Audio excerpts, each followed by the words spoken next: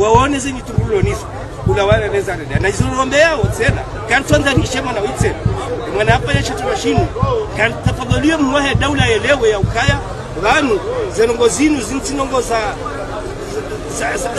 za kibinadamu imanite imwenda mo yatsienshi inizo kaula wazo ntikia utungwa ho ntikia hopoa lekana boke mwanadamu wenge marikunu ukaya yabo zonde zijoho ne sauti kwa hatu ndezi juri furahisha ekaizo zijihiririsha kwa mwanadamu hoi kati tena wenge hizo nzongo za ripana jabanu hari serikali kerisera ahina mwambiona kumjumsia msilibaka nafahamu bamjula hasan ezabili Malaysia hangu nafanywa miti kirina shangaziwa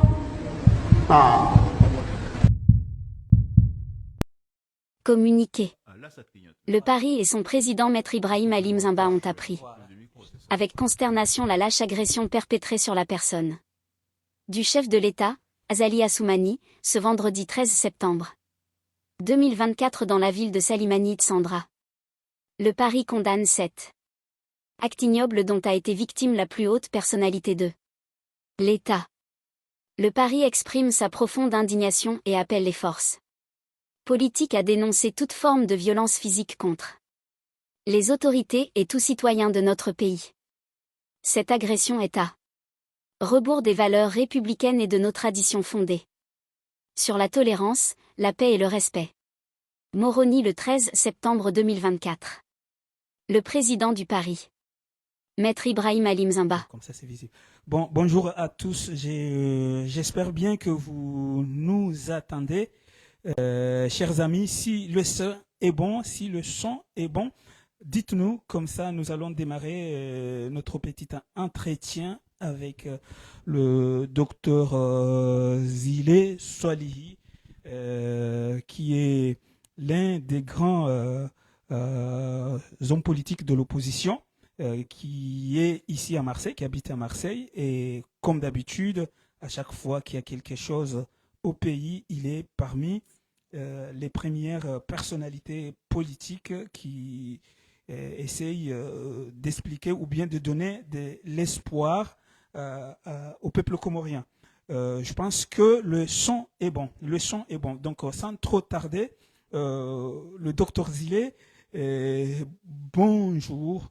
Avant de commencer notre interview, si vous voulez, ou bien notre entretien, nous vous laissons quand même quelques minutes pour présenter, puisqu'il s'agit de ça, vos condoléances à la famille du jeune militaire qui a été assassiné d'une manière macabre. Et puis après, nous allons tenter d'essayer d'expliquer aux Comoriens ou bien d'essayer de comprendre pourquoi de telles choses arrivent continuellement aux Comores. Docteur Zile, vous avez le micro.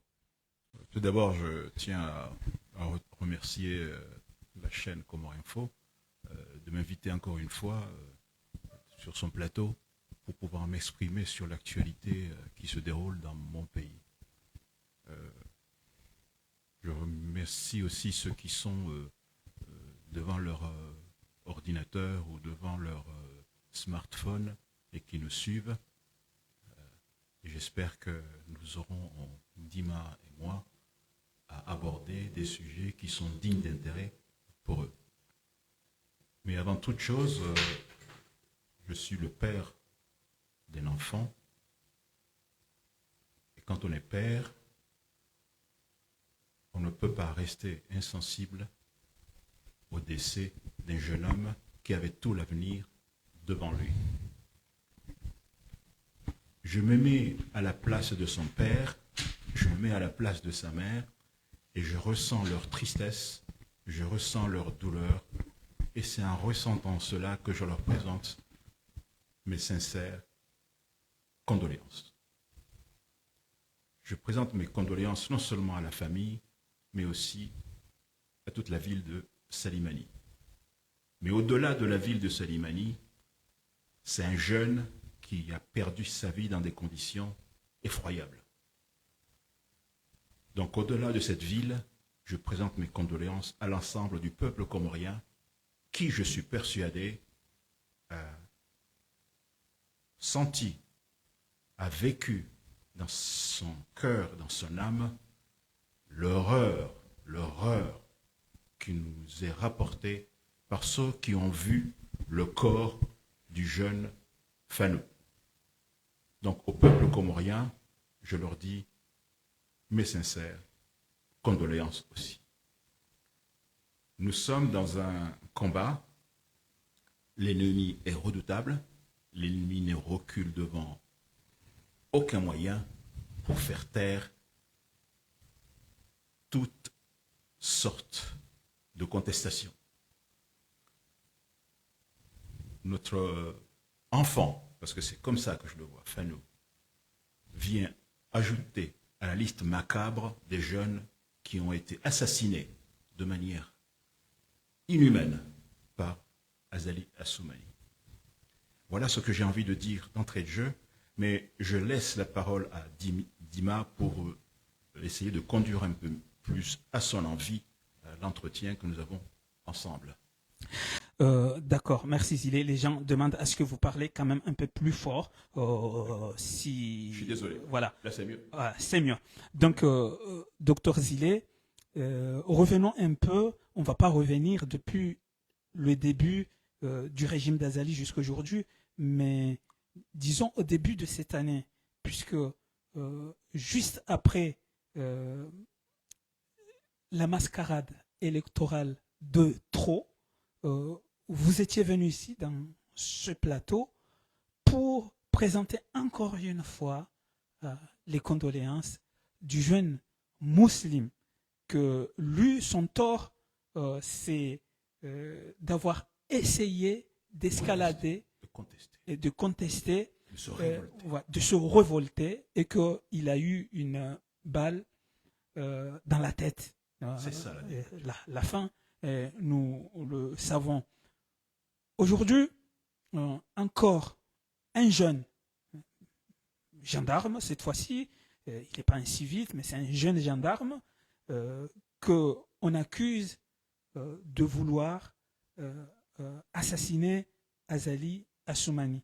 Et c'est le fils d'Azali lui-même, avec ses hommes, les hommes qui sont sous ses ordres, qui ont embarqué le jeune gendarme, Fanou, et la suite, le lendemain matin, nous avons découvert un corps découpé. Nous avons même du mal à rappeler ce qui s'est passé jusqu'à maintenant. Ce qui est bien, d'après nos informations, il y aurait des preuves, puisqu'il y aurait des photos. Donc, moi, la première question que je me pose, le fils d'Azali se fait justice tout seul. Et ce n'est pas n'importe quelle justice, mais la justice barbare. Pourquoi ? La justice n'est pas la justice lorsqu'elle est barbare. Ce n'est pas ça la justice. La justice, quand vous êtes accusé d'un crime, quelle que soit la nature du crime, vous allez devant un juge, il y a une enquête, vous avez droit à un avocat, on vous défend, parce que les raisons d'un crime ne sont pas tout le temps noires ou blanches. Les raisons d'un crime ont toujours des explications, parfois des circonstances atténuantes, et c'est dans ce cadre-là que la justice, lorsqu'elle est bien exercée, impose, dans tout pays démocratique, impose enquête, impose défense, impose juge, impose défense des droits de celui qui est accusé. Je ne veux pas remettre en cause ni la volonté de ce jeune de commettre quel forfait. Il a voulu commettre un forfait. Et les raisons, nous aurons l'occasion de les expliquer, sont peut-être multiples. Mais on ne se fait pas justice soi-même. Tu as dit toi-même que Lukman, c'est le fils d'Azali. Azali n'est pas n'importe qui en matière de déni de justice. Azali, c'est celui qui a tué le lieutenant Apache. et qu'il a promené sur le capot d'une voiture dans la ville de Moroni. Pour les jeunes, il s'agit des militaires aux années 90, pour ceux qui sont aînés après cette date. Et il l'a tué de ses propres mains. Donc Luqman, c'est le fils de celui qui n'a pas peur de commettre des crimes pour défendre ses positions. Donc il a hérité de la volonté de son père. En fait, ce n'est pas Luqman qui a tué. Luqman, ce n'est jamais que le bras armé d'Azali, de son père. Donc c'est Azali qui a tué. C'est ce que j'ai envie de dire. Parce que ce qui a fait que ce jeune soit arrivé à cette extrémité, c'est Azali. Lorsque vous êtes un jeune homme, que vous avez matin, midi et soir, que vous ne savez pas comment votre famille va manger, que vous êtes sûr que vous n'aurez pas d'électricité, qu'il n'y a presque pas d'enseignement ni de santé, et que vous voyez que votre avenir est sombre, bien, les conséquences peuvent être désastreuses pour la jeunesse. Et de temps en temps, un jeune se révolte, il se lève le matin, après avoir fait des cauchemars sur son avenir, il se lève le matin et il se dit, ça suffit, je ne peux plus, autant mourir. Et à mon avis, ce jeune n'avait pas peur de mourir. Et c'est souvent comme ça que les choses se passent en dictature. Il y a toujours quelqu'un qui dit, ça suffit. Et cette personne-là, aujourd'hui, c'est un jeune homme. C'est un jeune homme. Muslim aussi a dit, ça suffit. Azali, tu as triché, tu n'as pas gagné les élections, ça suffit. Il a protesté, il s'est révolté, et la récompense a été une balle dans la tête. Par les mêmes sbires. Mais à chaque fois qu'il s'agit d'un sbire, c'est Azali qui est derrière. Parce que c'est Azali qui donne le là. C'est lui qui donne l'ordre, c'est lui qui autorise, c'est lui qui permet. Il a instauré un cadre où il n'y a pas de justice, où en fait certains militaires de haut rang, et son fils en particulier, peuvent se rendre justice, mais de manière inhumaine. Comment on peut imaginer un seul instant que l'on amène un jeune, quel âge il avait, 24 ans à peine? À peine, mais d'après la famille, il aurait moins que ça. C'est ça. Voilà. Un jeune gendarme en plus, donc, Ouais. qui était censé assurer la sécurité du pays, hein, qui était un bras armé de la justice, s'il y avait justice. Et Luqman est le commandant Et le commandant. de la gendarmerie, C'est ça. donc il était sous les ordres de Sous Luqman. ses ordres. Mm. Donc ça s'en dit long quand même, hein, sur la chaîne de commandement. Mais on l'a amené, sans procès, dans la nuit noire, dans une cellule où il était tout seul. Et l'on retrouve, quelque temps après, on dit, il est mort, on l'a retrouvé inanimé. Qui disait ça? C'était un procureur. Le procureur, ouais. On l'a retrouvé inanimé. Il aurait eu un malaise. Mais c'est prendre les Comoriens pour des idiots. Surtout lorsque la famille a vu le corps torturé, découpé, en lambeaux, un couteau quelque part dans l'arrière de cet enfant. Les parties génitales, paraît-il, découpées, le nez découpé. Le nez découpé, oui. Comment cela Exactement. est possible Et a été violé Comment par... cela est-il possible en pays musulman? Comment cela est-il possible?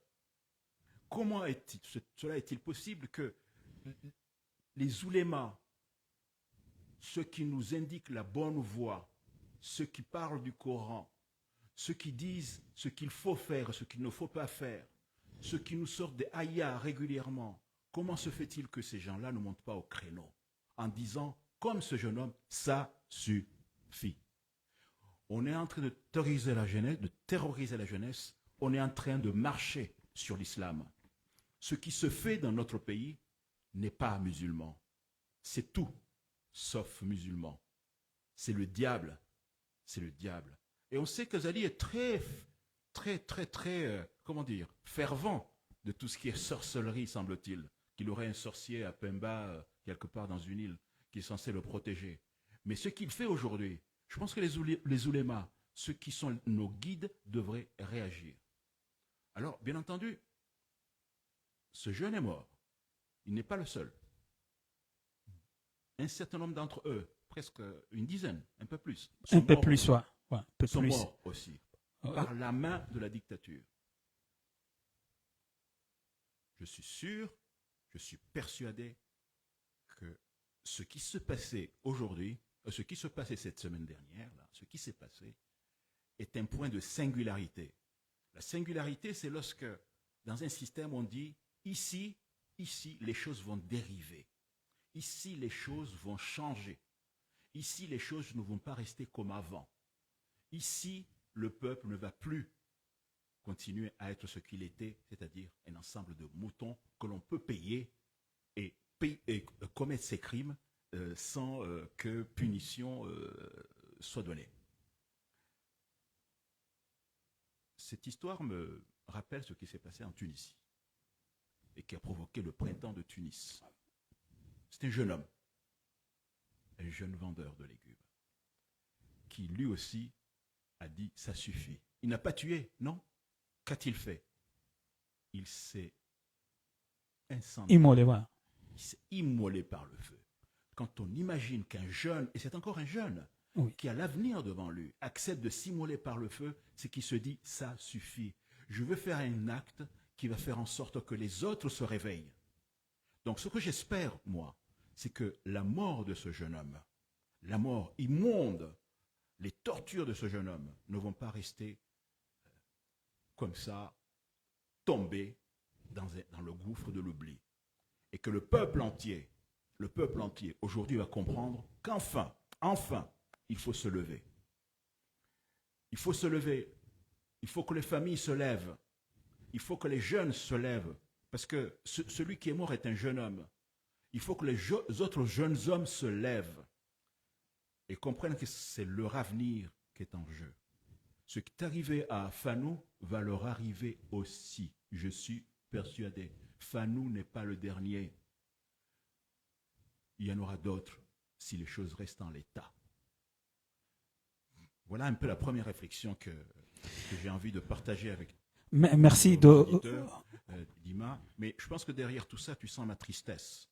Bien sûr, bien sûr. D'ailleurs, je saisis cette occasion puisque je sais que c'est un moment très difficile pour tous les Comoriens en général, pour toi en tant que personnalité politique qui est là depuis le début de ce combat jusqu'à aujourd'hui et qui n'échangeait pas de ligne de conduite. Docteur Zilé, il y a beaucoup de questions que nous allons tenter de comprendre puisque aujourd'hui, je pense que le Comorien a le droit de savoir. Parlons un peu des médias, puisque certains médias ont préféré utiliser le mot mort au lieu d'assassinat. Ils ont parlé de Fanny est mort dans sa cellule. Est-ce que cette vision des choses n'est pas trop simpliste pour quelqu'un comme vous, qui êtes spécialiste de la communication? Le média, son devoir, c'est de dire un peu la vérité. Ce n'est pas de la déformer. Lorsqu'on dit que quelqu'un est mort, on va au-delà de ce mot. On explique comment il est mort. Donc, ce n'est pas tellement le fait qu'ils disent qu'il est mort qui est un peu, comment dire, regrettable. C'est le fait qu'il n'aille pas au-delà du mot mort, qu'il n'enquête pas. Parce qu'aujourd'hui, nous avons certains médias, pas tous. Hein, bien sûr. Je l'ai bien dit, hein, certains médias. Ouais. Parce que j'ai souvenir de ce que disait Agua. Agua était très précis sur ce qui est arrivé à ce jeune homme. Mais certains médias, effectivement, certains ont peur, probablement, préfèrent utiliser des mots un peu doux pour caractériser un crime abominable. Non, cet enfant n'est pas mort. Cet enfant a été assassiné. Il a été assassiné de manière horrible. Et il faut que les médias le disent. Il faut qu'Al-Watoan le dise. Il faut que la Gazette le dise. Il faut qu'Al-Fajr le dise. Il faut que tous ces journalistes qui sont censés nous donner la vérité, qui peuvent être un contre-pouvoir, soient enfin un contre-pouvoir. Et non pas dire des mots qui font plaisir aux dictateurs. Ou bien ne plus en parler s'ils ne sont pas sûrs de ce qui s'est réellement arrivé. Bon. Si tu es un média sur place et que tu sais que quelqu'un a été assassiné, ben tu dois t'y intéresser. Tu ne peux pas rester sur le banc de touche et dire je n'en parle pas. Alors tu fais un autre métier. Tu fais agriculteur ou instituteur, mais tu ne fais pas... C'est vous qui avez choisi d'être journaliste. Ouais. Si tu es journaliste, tu écoutes la société, tu écoutes ce qui se passe, tu enquêtes sur ce qui se passe, et surtout tu cherches la vérité. Et tu dis la vérité. Et tu es courageux pour dire la vérité. Voilà. Donc, le mot mort est un mot réducteur. Il faut que les journalistes disent clairement qu'il a été assassiné, qu'il a été torturé de manière ignoble et qu'ils parlent surtout de ceux qui l'ont assassiné, de ceux qui l'ont tué, qu'ils aillent jusqu'au bout de l'investigation. Si la justice n'enquête pas, les journalistes peuvent prendre le relais. N'est-ce pas? C'est ce que l'on voit avec les vrais journalistes, ceux qui cherchent la vérité, ceux qui ne sont pas en train de caresser la dictature dans le sens du poil. Ceux-là, ils pensent au peuple. Ceux-là, ils pensent à leur métier, à l'éthique de leur métier, à l'éthique de leur métier. Je répète, à l'éthique de leur métier. Et l'éthique impose à ce qu'ils recherchent la vérité avant de faire toute autre sorte de commentaires. Impartial, objectif, la vérité, toute la vérité et rien que la vérité.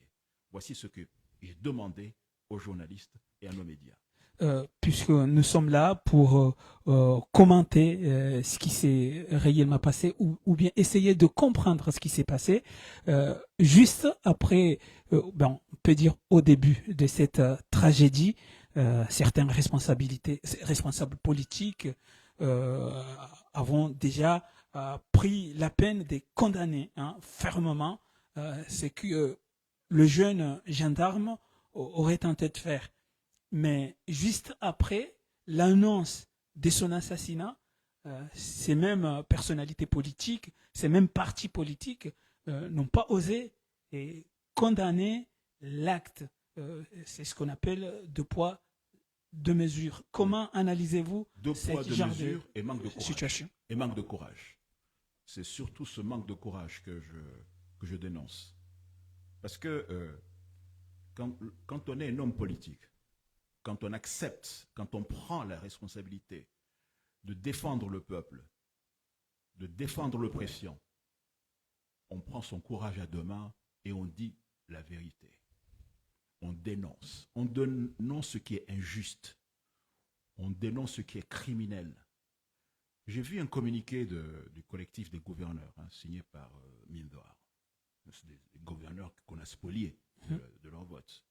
Je n'ai pas vu de communiqué des candidats au présidentiel. Cela m'interpelle. Soyez solidaires de ce qu'ont dit les gouverneurs et faites en sorte qu'un communiqué similaire ou plus poignant ou plus fort soit formalisé et soit écrit, soit distribué sur l'événement triste que nous venons de vivre, que la famille de Fanou vient de vivre et que les Comores, dans leur grande majorité, ont reçu comme une balle dans leur cœur, comme une grande tristesse et comme une grande douleur. Nous allons rentrer maintenant au côté religieux, même si vous l'avez évoqué au début, puisque après ce drame, comme on le dit, un responsable, on va rentrer au côté coutume, un responsable, un notable avait déclaré que ce jeune méritait la mort. Et en fait, il ne mérite pas de vivre. Et évidemment, il avait sollicité à Lukman, bien entendu, puisque c'est Lukman qui avait arrêté le jeune, de le liquider. Et Lukman a exécuté. Et puis le lendemain, le même monsieur, je pense que vous avez vu cette séquence vidéo, est venu présenter les excuses. Est-ce qu'on peut présenter des excuses alors qu'on a demandé à quelqu'un d'ôter la vie d'un présumé coupable? S'il y avait une justice, sans jugement. S'il y avait une justice, cet homme devait être amené par un avocat devant un juge. Parce que c'est ce qui s'appelle une incitation à la haine, une incitation au meurtre, un appel au meurtre, et cela c'est puni par la loi. Lorsque quelqu'un qui se dit notable, donc qui a une certaine position sociale, lance un appel comme ça, c'est regrettable. C'est terriblement regrettable. C'est inexcusable. Cet homme ne peut pas, comme ça, faire cette déclaration le matin et venir le soir dire « Oh, pardonnez-moi, je me suis trompé, cette parole a dépensé ma pensée. » Non, tu dois payer. Et il faut absolument que les gens de Salimani fassent payer cet homme-là, d'une manière ou d'une autre. Il faut aussi que la justice passe contre cet homme-là. Je ne sais pas de quelle manière, parce qu'on est en dictature, mais il y aurait une justice dans le pays. Cet homme serait traduit devant la justice. S'il n'est pas traduit aujourd'hui, est-ce que ça serait normal, une fois le pays libéré, que des gens comme ça puissent bien sûr. être... De manière générale, mon cher Dima, tu sais que tous ceux qui ont commis des crimes doivent, lorsque la démocratie reviendra, payer. Payer. Ça se fera ainsi. Et je n'ai aucun souci sur cela. Un jour ou l'autre, peut-être un jour prochain, la démocratie va revenir. Parce que les dictatures ne sont pas éternelles. L'histoire le montre. Les dictatures se terminent de manière misérable. On le voit à chaque fois. Rien n'est éternel dans ce bas monde. Donc ce jour-là, le jour où la lumière de la dictature reviendra dans notre beau pays, ceux qui ont commis des crimes le paieront. Qu'ils s'appellent Azali, qu'ils s'appellent Loukman, qu'ils s'appellent X, Y ou Z, ceux qui ont tué périront par la justice. Je n'appelle pas au meurtre, hein. Non, ce n'est pas dans mon propos, mais j'appelle au châtiment. J'appelle au châtiment. À la justice, que justice. Chacun paye, c'est la justice qui donne le châtiment. Ce n'est pas un homme seul dans sa cellule qui va prendre un individu qui aurait commis un crime et le découper en morceaux. Hein? Ça, c'est pas la justice. Ça, c'est un crime. Cela est ignoble. Cela est punissable. Et la démocratie, lorsqu'elle sera mise en place dans ce pays, lorsqu'elle reviendra, devra punir tous ceux qui ont commis des crimes de ce genre. Et donc, cet notable est un criminel, lui aussi. Et criminel parce qu'un notable, il a une certaine est-ce que c'est sa place, quelqu'un qui n'a pas de compétences juridiques, est-ce que c'était à lui de se prononcer? Le problème, c'est que la réponse est dans la question. Ce n'est pas à lui de se prononcer. Un notable, ça, dans ma culture, moi, dans ma tradition, c'est là pour prôner la paix, hein? Prôner la entente cordiale. Il n'est pas là pour attiser la haine. Attiser la haine. Donc cet homme-là, il est notable. Mais il est notable de quoi? De grand mariage, choses comme ça. Mais à mon avis, d'esprit, il n'est pas notable. Il est simplement perdu. Et à mon avis, il est perdu parce qu'il se dit, peut-être qu'en disant cela, je vais en tirer bénéfice. Hein? On a souvent des notables comme ça, je mets des notables entre guillemets, qui agissent uniquement par bénéfice. Hein? Quelques billets par-ci, par-là. Et qui sont capables de nier famille, père, fils, uniquement pour un petit bénéfice financier. Cet homme-là est condamnable. Et moi, j'attends aujourd'hui, en attendant que le jugement démocratique arrive demain, j'attends aujourd'hui que Salimani prenne ses responsabilités et punisse ce soi-disant notable. Docteur Zilé, une avant-dernière question, ou bien la dernière. Ça fait plus de 5 ans que nous sommes ici en train d'essayer de contenir cette dictature. Et à chaque fois, on appelle notamment, si j'ai dit on, je parle de la diaspora, qui appelle systématiquement à la jeunesse comorienne de prendre leurs responsabilités, de prendre en main leur avenir.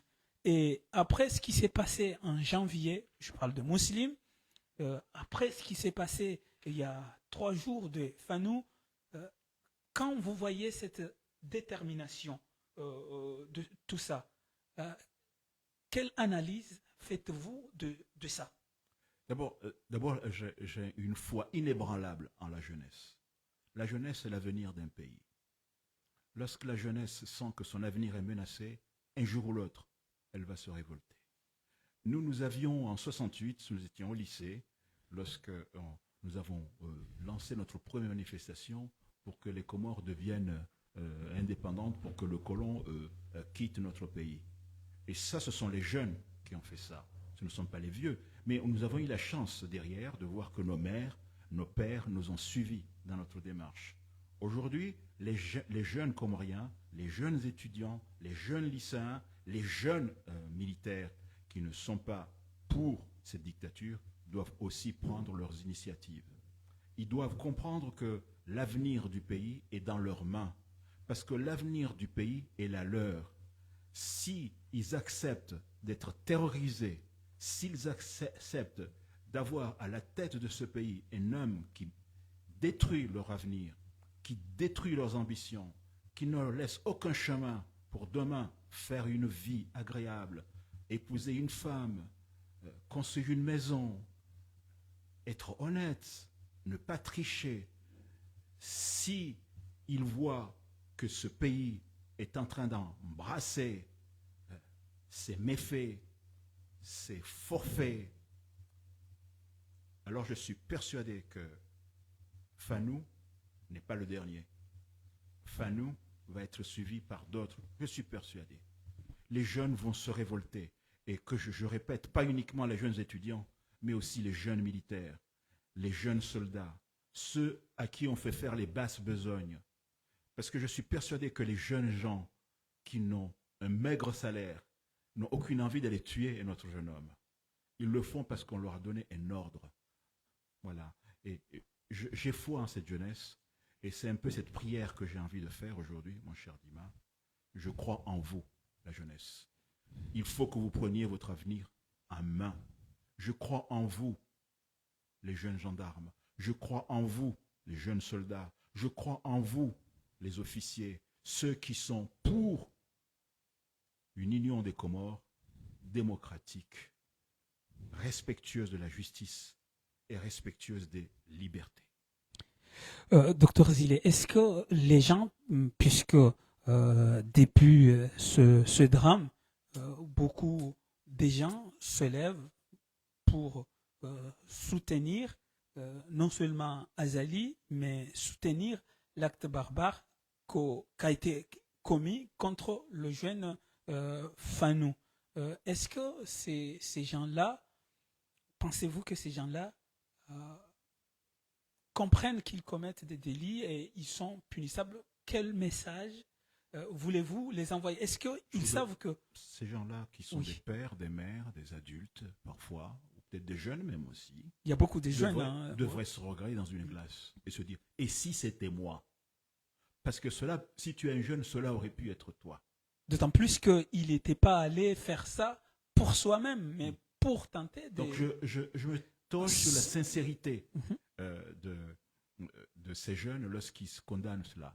À certains égards, je me demande s'ils n'ont pas été payés pour venir dire ça. Je me demande si certains n'ont pas été payés parce que la dictature est capable de tout. Elle est capable de payer des jeunes pour venir condamner d'autres jeunes, n'est-ce pas? Mais si cela était sincère, si c'était un acte sincère de leur part, alors je leur dis, vous êtes... C'est condamnable. Vous êtes des brebis égarées. Vous ne savez pas quel est votre intérêt. Votre intérêt, c'est faire en sorte que la dictature s'arrête. Parce que c'est ça votre intérêt, que le pays se développe. Votre intérêt, c'est que demain, vous ayez un travail propre, que vous ne soyez pas corrompus. Votre intérêt, c'est que vous ayez un pays qui soit juste et que vous puissiez, comme tout autre jeune, construire librement votre avenir. C'est ça votre intérêt. Pas celui de profiter de quelques billets par-ci, par-là pour commettre des forfaits et pour soutenir les forfaits d'un dictateur. Donc, vous avez tort en ne condamnant pas l'acte barbare qui a été commis sur Fanou. Vous avez tort. Vous avez tort. Et je répète encore en tant que père, vous avez tort. Vous les jeunes, vous les adultes, vous avez tort. Je ne suis pas pour la violence. Je suis contre l'injustice. Je suis contre la barbarie. Si Fanou était coupable, il a donné, semble-t-il, un coup de couteau. Moi, je n'étais pas là. Hein? Mais la justice aurait pu passer. Il aurait pu être amené en justice. Il aurait pu avoir un avocat. Il aurait pu être jugé. Une enquête aurait pu être faite. Peut-être qu'enfin, il aurait pu s'exprimer pourquoi il en est arrivé jusque-là. Quels sont les événements, quelle est la situation qui a pu amener un jeune comme lui, qui cherche un avenir, à aller jusque-là. Peut-être qu'il aurait pu dire, je souffre parce que je n'ai pas à manger le matin. Je souffre parce que je n'ai pas de travail. Je souffre parce que ma famille n'a pas à manger. Je souffre parce qu'on n'a pas d'école, parce qu'on n'a pas de système de santé. Je souffre parce que moi, en tant que jeune, je suis peut-être gendarme. J'ai peut-être la chance d'avoir un maigre salaire. Mais qu'en est-il de tous les autres? Si je pense à tous les autres. Et peut-être qu'en jugement, il aurait pu dire tout ça. Il aurait pu transmettre sa douleur à tout le peuple comorien. Mais non, on a préféré le faire taire tout de suite pour qu'il ne parle pas, pour qu'il ne dise rien et qu'il n'aille pas devant une justice, quelle qu'elle soit, pour décrire ce qu'il vit, pour parler de ses douleurs et transmettre ses douleurs à l'ensemble du peuple comorien. Les jeunes sont des porte-voix. Les jeunes, c'est l'avenir, je répète. On ne doit pas tuer un jeune. On peut le réprimander, on peut l'emprisonner, mais on ne peut pas le tuer. Comme ça, sans jugement.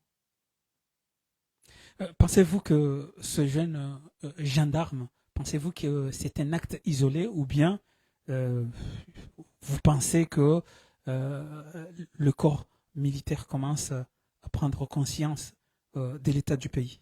Écoutez, si je devais regarder dans mon fort intérieur, je pense de toute façon que il y a une braise qui est en train de grandir au sein du peuple comorien. Et je suis persuadé que cette braise est en train d'atteindre le corps militaire, les gendarmes. Ils doivent se dire, oh mon Dieu, on ne peut pas laisser les choses comme ça. Je pense qu'il y a des gendarmes, même, oui, je pense qu'il y a des militaires, même dans les plus bas grades, qui se demandent, ce n'est pas possible, ça ne peut pas continuer ainsi. C'est ce qu'on a vu au Burkina Faso, c'est ce qu'on a vu au Mali. Hein? Ce sont des militaires qui ont dit, ça suffit, ça ne peut pas continuer comme ça. Mm-hmm. Donc, à la question, est-ce que c'est un acte isolé? Aujourd'hui, c'est un signe, annonciateur, j'espère, de révolte. En tout cas, je l'espère, que ce signe va permettre aux autres acteurs qui sont dans l'armée de grandir. Quand je dis grandir, ce n'est pas par la taille, mais de grandir par l'esprit, de grandir par le courage, et de se dire qu'enfin, moi, soldat, je suis là pour protéger mon pays, pas pour protéger un dictateur qui martyrise les familles, les jeunes, les enfants, qui martyrise l'économie, qui martyrise l'enseignement, qui martyrise la santé. Je pense que ces jeunes-là, qu'ils soient militaires ou pas, vont enfin se rendre compte de cela. Et que des actes de musulmans, l'acte de Fanou et d'autres jeunes qui sont morts avant eux, je pense que ça va leur revenir dans la tête un soir comme un cauchemar et se dire, je vais me réveiller maintenant. Je vais me réveiller. Et je vais me réveiller et maintenant je veux me battre contre cette dictature. C'est mon espoir. C'est ma prière en tant que père et en tant que personnalité politique. Et dans cette prière, je souhaiterais aussi que les personnalités politiques, quelles qu'elles soient, que les partis politiques, que les responsables politiques se disent, mais non, il y a une lumière qui s'est dégagée. On ne peut pas éteindre cette lumière. Il faut souffler sur cette braise afin que plus tard, le feu prenne, le feu grandisse et qu'il emporte tous ceux qui font du mal à notre pays. Vous avez parlé presque à tout le monde, les jeunes, les partis politiques et tout. Maintenant, je vais poser ma dernière question, puisque le pays a atteint un niveau où tout le monde est en train de souffrir de l'intérieur, puisque je pense que ce qui est arrivé à Fanou, découpé, c'est triste de raconter tout ça, mais montre le degré de gravité de barbarie, mon cher. Et de barbarie que le pays, on n'avait pas vu quelque chose comme ça. que le pays traverse. Ouais. Ma question, c'est, docteur Zilé, qu'est-ce qu'il reste à faire pour vous, hommes politiques qui luttaient depuis le début jusqu'à aujourd'hui, les mamans, notamment la diaspora, qu'est-ce qui vous reste à faire pour arriver au secours du pays d'abord, mais essayer de tenter d'éviter d'autres assassinats macabres comme celui qui vient d'arriver? J'ai toujours prôné l'unité et le courage. Les partis politiques, pour certains, sont divisés. On a vu aux élections, ils sont partis un peu divisés. Je pense que là, l'histoire leur montre qu'ils avaient tort de rester divisés comme ça. Donc là, le pays est en danger. Il faut qu'ils viennent au secours du pays. Et cela veut dire qu'il faut que ces partis politiques prennent leur courage à deux mains pour imaginer des actes de protestation, des actes de mobilisation de la population pour que la population puisse enfin sortir de sa léthargie et qu'elle refuse de continuer à se faire écraser par la dictature. Donc d'abord l'unité. Alors ici aussi, dans la diaspora, on est toujours présent, on est toujours actif pour aider ceux qui sont là-bas. C'est un peu notre rôle. Nous les encourageons, nous manifestons. Et malgré le fait que certaines fois, il n'y ait pas beaucoup de manifestants, mais nous sommes là. Nous refusons de nous taire. Et cela, il faut que cela continue. Mais il faut que ce que nous faisons soit accompagné d'actes au pays. Que les hommes politiques, que les personnalités politiques prennent enfin leur courage à deux mains, encore une fois. Et qu'ils osent protester. Bien sûr que les militaires vont peut-être les arrêter, mais aujourd'hui, comment faire de la politique en dictature si on n'accepte pas d'aller en prison? Comment faire? C'est impossible. Il veut continuer à tuer, et tu ne rouspètes pas, et tu ne cries pas, et tu ne manifestes pas, et tu ne conçois pas d'action pour te débarrasser d'Azali Assoumani. Si tu es homme politique, si tu es cela, si tu fais cela, tu es irresponsable. Donc moi, ce que je prends, c'est l'unité et le courage. Et maintenant c'est le moment. Maintenant, c'est le moment. Je dirais le ver est dans le fruit. Le ver est dans le fruit de la dictature. La dictature a peur. On me dit qu'Azali Assoumani serait quelque part, a été transféré quelque part. On nous dit ça. J'espère que c'est... Ce qu'on peut affirmer, c'est que le Conseil de ministres de mercredi n'a pas lieu. Il n'a pas eu lieu et on n'a aucune explication. De toute façon, c'est un pays qui est à la dérive. Donc, quand ça produit rien, donc c'est un non-événement. Un non-événement. Donc, Conseil de ministres, c'est juste pour se raconter des histoires et puis venir nous raconter à nous, peuple, des histoires. De toute façon, maintenant, il n'y a plus de Conseil de ministres, il n'y a même plus de président. Il y a un secrétaire général du gouvernement qui fait dire amen à tous les soi-disant ministres. Il faudrait quand même que les ministres, quand on dit ministres, aient un peu aussi de dignité. Moi, je serais à leur place, je démissionnerais. Je démissionnerais. Parce que c'est un problème de dignité. On ne peut pas rester comme ça, sous les ordres du fils d'Azali, qui décide de tout. D'ailleurs, il a dit lui-même, rien ne se fera sans que cela passe sous ma fouche codine. Docteur Zile, avant de fermer notre entretien, le président Sambi a perdu sa sœur et on ne lui a même pas autorisé à aller à l'enterrement. Comment... Que te dire, mon cher Dima? Nous sommes ici, là aussi, semble-t-il, en pays d'islam. Apparemment. Nous ne sommes pas en pays d'islam. Nous sommes en barbarie. Nous sommes dans le pays du diable. N'est-ce pas? Cet homme est un diable. On ne peut pas refuser à un homme d'aller enterrer sa sœur. Ce n'est pas possible. Ce n'est pas musulman. Au-delà du fait que ce n'est pas musulman, ce n'est pas humain. Il aurait pu l'autoriser à aller à l'enterrement, le faisant accompagner par une troupe, des militaires, que sais-je. Mais au moins, il aurait pu le faire. Mais cela est criminel, cela est méchant. Voilà. Donc, c'est quelque chose que je désavoue. Et je souhaiterais que l'ensemble de l'opposition se soulève comme un seul homme pour désavouer cela. Et que l'action que cette opposition va conduire ait une résonance à l'international. Parce qu'aujourd'hui, nous avons abandonné le combat vers l'international. N'est-ce pas? Notre diplomatie, du moins du côté de l'opposition, est au repos. C'est regrettable. Parce qu'aujourd'hui, le combat peut se mener en interne, mais aussi en externe. Un petit mot, puisque ça fait longtemps, nous nous rappelons très bien des propos de Badjrafil, qui est l'ambassadeur des Comores à l'UNESCO.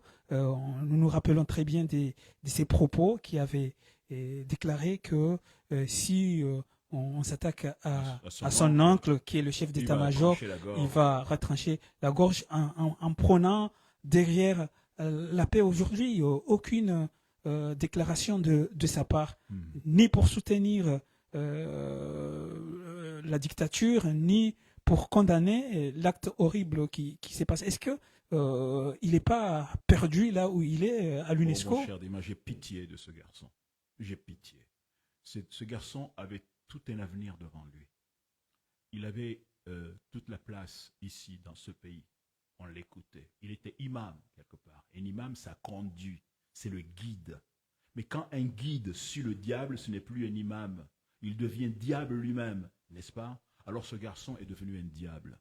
Il ne pense qu'à son intérêt. Comment un imam qui a été imam peut dire « je vous trancherai la gorge » ? C'est écrit dans quel verset du Coran, ça? C'est écrit dans quel verset du Coran, monsieur Bachra Phil? Il est perdu? Oui, oui, il est perdu. Il est perdu? Non, non, il n'est pas perdu. Il cherche son intérêt. Point final. On lui a donné un poste d'ambassadeur à l'UNESCO. On ne sait pas très bien ce qu'il y fait. Hein? On ne sait pas très bien ce qu'il y fait.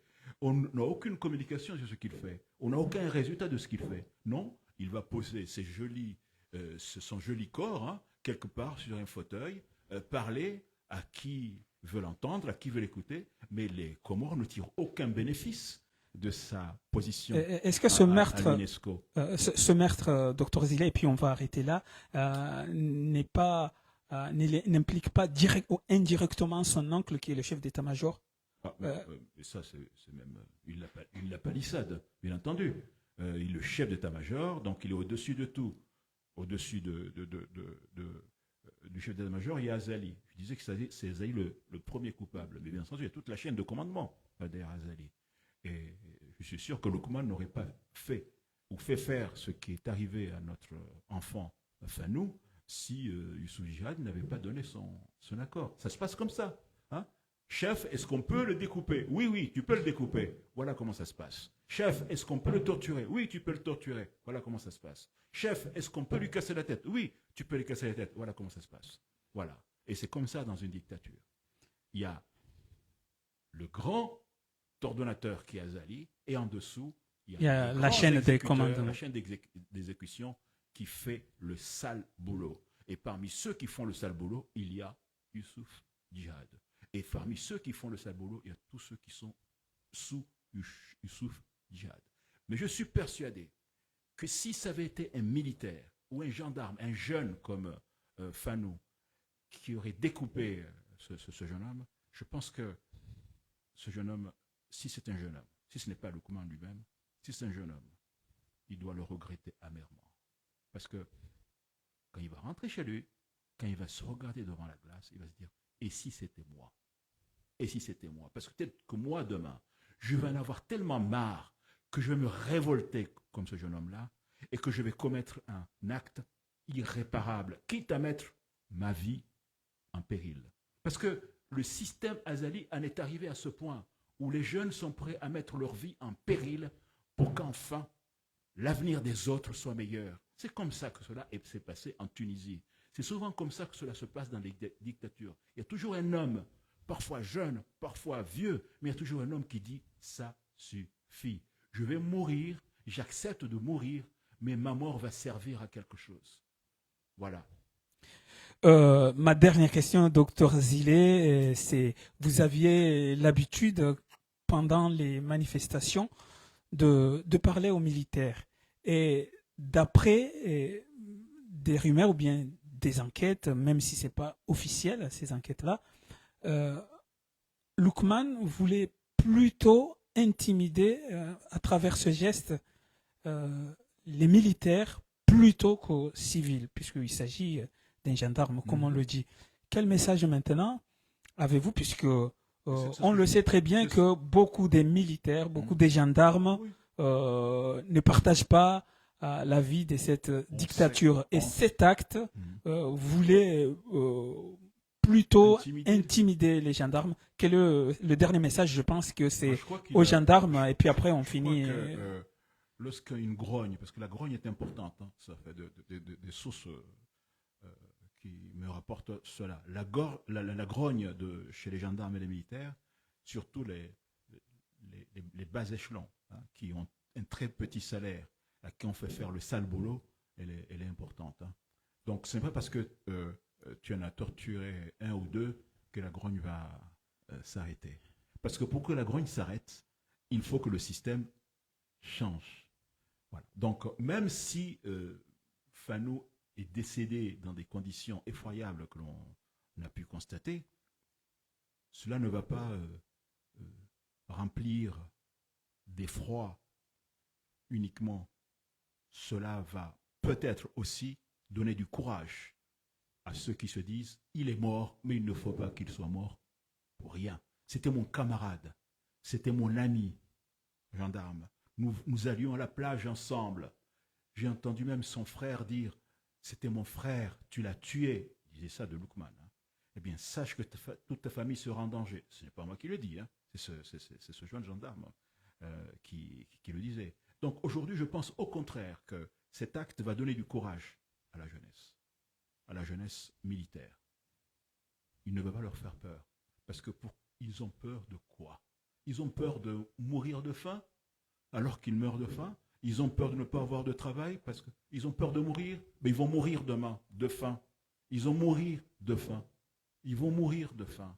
Voilà. Alors leur mort aujourd'hui, je ne dis pas qu'elle n'a pas d'importance, mais aujourd'hui leur vie, elle est aujourd'hui comme un drapeau qui va se battre pour la liberté. Et je parle de la vie de toute la jeunesse. Cette vie-là, aujourd'hui, elle se soulève. Cette vie-là, aujourd'hui, elle se relève. Et en se relevant, elle va relever le pays tout entier. Donc non, Loukman ne va pas faire peur aux gendarmes. Loukman peut continuer à torturer, mais un jour ou l'autre, ces jeunes, dans leur ensemble, militaires ou non militaires, vont faire comprendre ensemble, comme une vaste marée humaine, comme une vaste marée de révolte, vont faire comprendre que maintenant, ça suffit. Voilà. Merci beaucoup. Ben, comme vous avez entendu, cet acte de Loukman, c'est un acte de désespoir, mais je pense, d'après les explications de Dr Zile, c'est un acte d'espoir pour le peuple comorien qui ont intérêt à se débarrasser de cette dictature. C'est dans ces derniers mots que nous allons finir notre entretien avec Dr Zile qui était là pour parler de l'acte barbare qui s'est passé il y a 3-4 jours aux Comores. Un jeune de 20 à 24 ans maximum, Fanou, qui est un gendarme, a été tué, le nez arraché, et découpé en morceaux et qu'on l'a ramené chez lui pour être enterré. Dr Zile a plutôt condamné l'attitude de ce qui serait la justice comorienne à travers le procureur qui avait déclaré que c'était une mort naturelle. Au lieu de laisser les journalistes, les médecins constater les faits, ils ont essayé de faire la chasse à l'homme en arrêtant toute personne qui aurait tenté d'essayer de savoir la vérité et pour que la vérité éclate. Donc Zile était là pour présenter ses condoléances auprès de la famille, auprès des Comoriens, auprès de la jeunesse comorienne. Zile est parmi les rares grands hommes politiques de la diaspora qui ne baissent jamais les bras pour essayer d'apporter sa contribution pour que le peuple comorien puisse s'en sortir de cette dictature qui ronge le pays depuis plusieurs années maintenant. Docteur Zile, c'est maintenant que nous allons nous quitter et nous vous remercions de votre venue. Vous êtes toujours le bienvenu dans notre plateau. Ça nous fait plaisir, même si ce plaisir est amer vu ce qui s'est passé au pays, Docteur Zile. C'est bien que l'on se retrouve pour crier notre douleur. Et en finissant un peu cet entretien, je voudrais demander à tous les auditeurs qui sont présents, aux Comoriens, de faire une prière pour le repos de l'âme de ce jeune homme qui est mort dans des conditions effroyables, mais aussi pour le repos de tous ces jeunes qui ont été assassinés par la dictature d'Azali Assoumani. Et prier aussi pour que nos prisonniers politiques soient libérés et que Sambi puisse sortir de sa geôle, de son enfermement injuste où il est depuis plus de 5 ans. Merci beaucoup. waone zenye turulonizo ulawana neza nda na izurombe yao tena kantonda nishema na witse mwana hapa ya chatu shinu kan tafadhalia mwahe daula elewe ya ukaya banu zenongo zinu zintinongo za kibinadamu ni humanite mwende mu ya tienshi inizo kaula wazo ntikia utungwa ho tutia hopoa de karabo kemwe nadamu wenge marikuni au kaya yabo izonde zijoho ne sauti kwa hatu ndezi juri furahisha ekaizo zijihiririsha ukemwe nadamu hoi kati tena wenge hizo nzongo za ripana jabanu hari serikali kerisera ahina mwambiona kumjonsia mtsilebaka nafahamu bangula hasana ezabili Malaysia yangu nafanywa miti kiri na shangaziwa